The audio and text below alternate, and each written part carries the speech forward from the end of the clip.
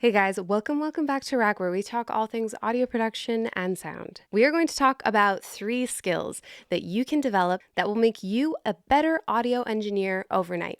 I'm Dariana Everett. I'm a singer, songwriter, producer, and RAC grad. This video will focus on skills that I think will take you from an average audio engineer to an artist painting with sound. Let's get into it. First thing, will be ear training. I've talked about this before on this channel, but this is one of the best things you can do when you want to up your game as an audio engineer. Being able to hear and then identify not only the sonic characteristics of a sound, like airy, boxy, boomy, but then the exact frequency you are hearing takes practice. A lot of practice. There's an amazing tool called Sound Gym. I use it and I love it so much. I know that there are other apps you can get on your phone, which is totally great, but Sound Gym is just kind of more fun.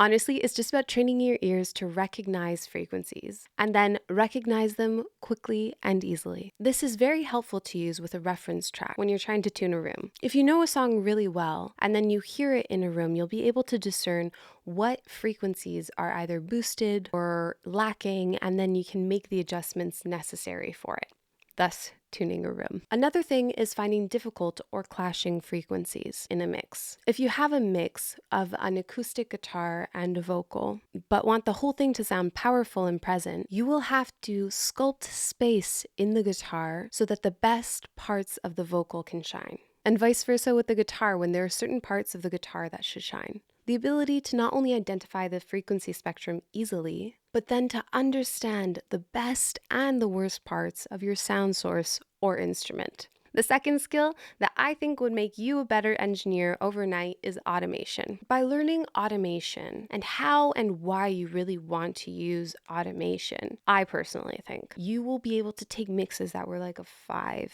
to a 10 just by using automation. Automation isn't just about vocal writing, which is playing the fader so that the vocal is maintained within a certain volume bracket. It's all about painting the sound. You can and should automate every parameter you want to adjust throughout your mix. Panning a sound effect from left to right just before a chorus hits to build anticipation. Playing with the dry and wet signals of a reverb for the verse versus the chorus. Playing with modular effects on a guitar or a certain sample to create interest in a bridge. Back in the day, engineers would practice performing a mix on the board before they would do the final recording.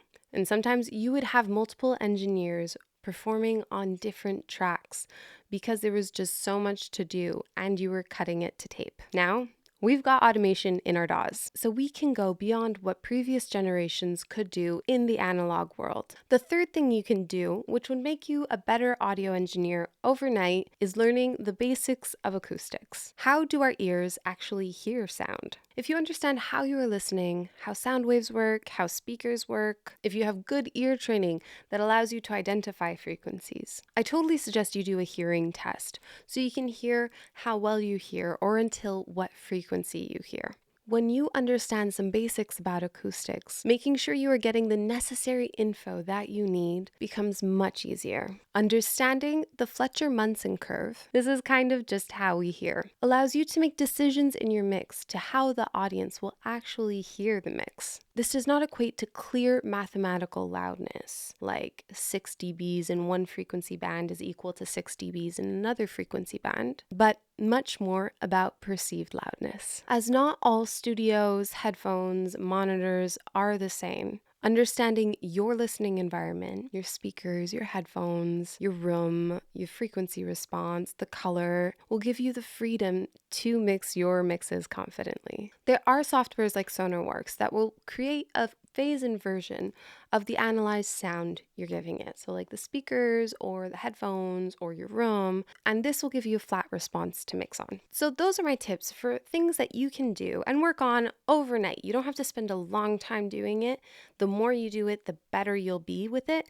But there are things that you can do within one night of working on that specific skill that will make you a better audio engineer. If you like this video, feel free to like, share, and subscribe. We come out with new content every week. Thanks so much, and I'll see you in the next one. Bye.